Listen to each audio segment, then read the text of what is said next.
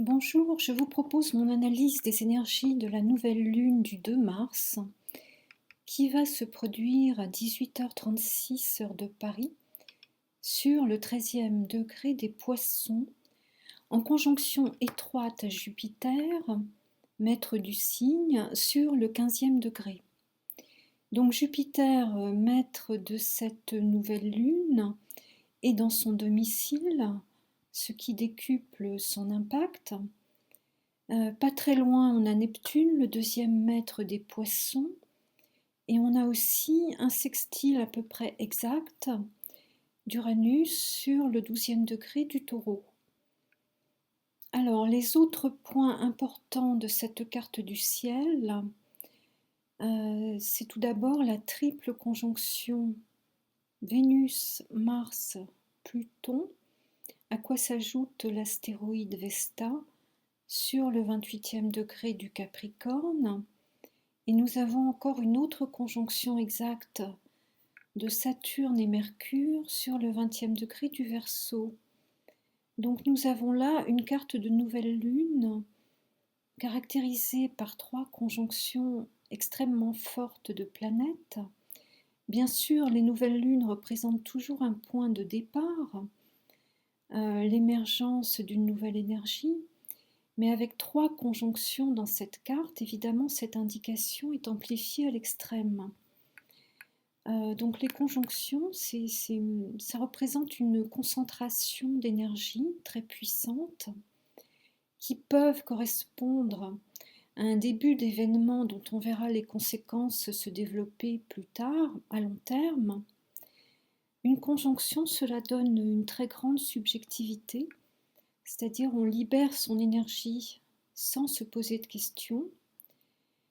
Et dans une conjonction, évidemment, il y a une fusion des valeurs portées par les planètes. Donc si on prend ces conjonctions une par une, et tout d'abord la nouvelle lune en Poisson, déjà, bon, si vous êtes Poisson, vous pouvez vous attendre à une année qui va sortir de l'ordinaire, avec une nouvelle étape à franchir, peut-être professionnelle. Avec Jupiter, on a l'idée d'une reconnaissance sociale, d'une expansion d'un projet, d'une extraversion accrue. Si vous n'appartenez pas au signe des Poissons, bien sûr, il faut regarder dans quelle maison de votre carte natale va tomber cette nouvelle lune, et c'est ce domaine précis qui va être dynamisé au cours du mois à venir. Alors, que pouvons-nous dire sur le signe des Poissons? C'est un signe d'eau qui va mettre en valeur la compassion, la perméabilité, la communion avec l'entourage, la perception de force qui se trouve au-delà de notre conscience. Donc on va insister sur l'importance de l'intuition, des perceptions extrasensorielles ou de la foi. Les Poissons correspondent aussi à une énergie de guérison, de soin, et Jupiter va donner une nouvelle ampleur à toutes ces tendances. Jupiter, sur le plan social, représente ce qui relie les hommes entre eux. Cela peut être évidemment la politique, cela peut être le sens religieux, cela peut être aussi l'art. On va donc avoir un sens de la solidarité qui peut se manifester, un besoin de se relier à quelque chose de plus grand, à une forme de foi. Et par rapport donc aux restrictions que nous avons traversées récemment, cela peut donner l'idée d'une libération émotionnelle, d'un renouveau. D'autant que l'on a également Uranus en sextile à cette nouvelle lune, ce qui va donner l'idée d'une ouverture sur l'avenir, d'une recherche de solutions neuves, d'une meilleure façon de se relier aux autres, d'une réorganisation aussi plus efficace. Donc Jupiter, de façon générale, joue un rôle d'amplificateur.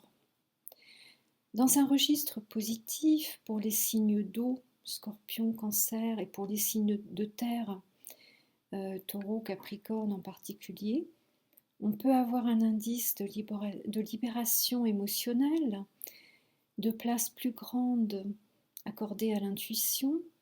On peut avoir l'expansion d'un projet qui va démarrer. Le 5 mars, on aura la conjonction exacte du Soleil et de Jupiter sur le 15e degré des Poissons. Donc cela peut être une journée où on va avoir des ouvertures, des chances, des initiatives qui vont être heureuses.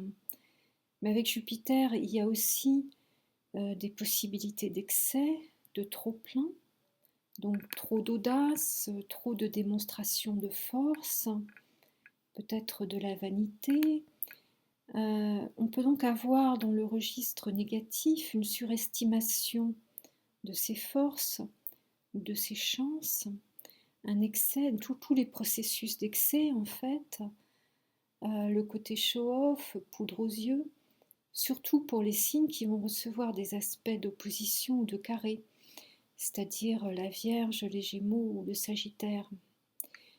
Sur le plan des perturbations naturelles, on peut s'attendre par exemple à des inondations.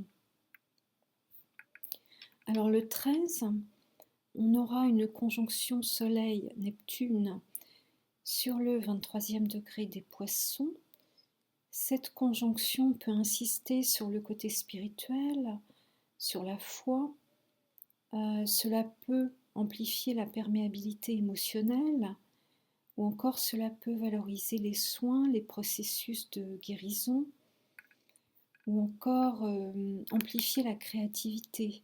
Alors surtout pour les signes concernés, a priori le Poisson et les autres signes d'eau. Dans le registre négatif de Neptune, s'il se manifeste, on peut avoir un brouillard émotionnel, un manque de sens du concret, ou encore une fuite dans l'imaginaire et tous les processus de fuite et de dépendance de façon générale. Alors par ailleurs, donc autre conjonction très importante, ce sont ces 3 planètes fin Capricorne sur le 28e degré du signe, ce qui correspond, si on considère le Soleil, à une naissance vers le 18 janvier. Mais évidemment, vous pouvez également être concerné si vous avez une planète importante, fin Capricorne. Donc on a Vénus, le sens des valeurs, les biens, l'argent, l'art, la vie affective. Mars, l'action, l'énergie qui s'extériorise, le côté batailleur.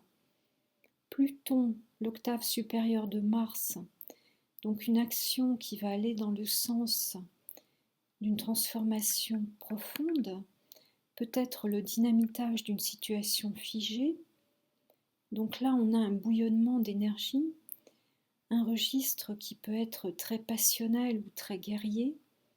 En tout cas, la combativité et le désir aussi sont exacerbés, étant donné que Mars est très valorisé en Capricorne, et d'autant plus quand il est en conjonction à Pluton, ce qui donne de la force pour aller vers plus de vérité, plus d'authenticité, une radicalisation aussi. Donc avec Pluton, ce sont les situations fausses qui ne peuvent plus perdurer. On les rejette, on a une composante de rejet qui est très forte avec Pluton et qui va être mise en œuvre avec Mars. Alors bien sûr, cela concerne les Capricornes, aussi les autres signes de terre, surtout si vous avez des planètes vers la fin de ces signes.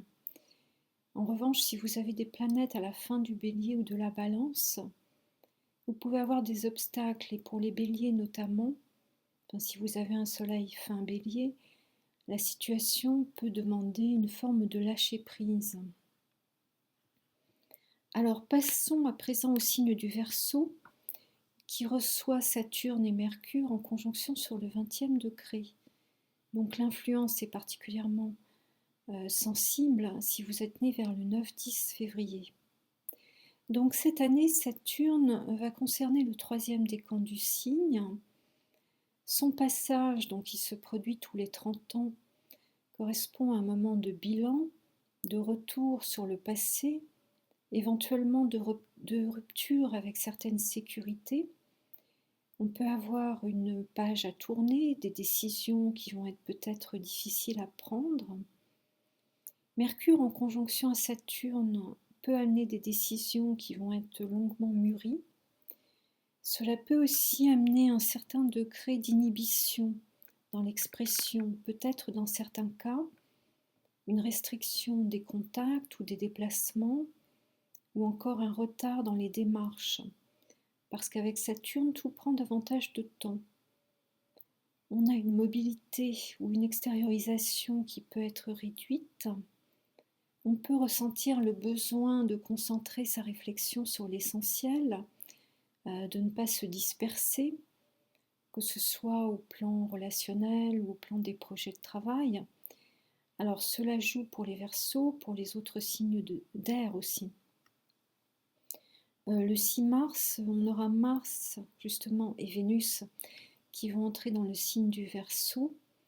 Donc ces deux planètes qui vont être toujours en conjonction peuvent très bien coïncider avec un renouveau affectif, ou en tout cas peut-être le début d'une relation, peut-être un regain d'énergie ou d'élan qui va être très sensible si vous êtes né au début du Verseau ou des autres signes d'air. Alors voilà pour ce petit tour d'horizon des énergies de cette nouvelle lune qui s'annonce très intense, très bouillonnante, peut-être très agitée. Et je vous donne rendez-vous pour l'analyse de la pleine lune qui aura lieu le 18 mars dans le signe de la Vierge. D'ici là, bien sûr, si vous appréciez cette analyse, n'hésitez pas à partager et à liker cette vidéo. À bientôt.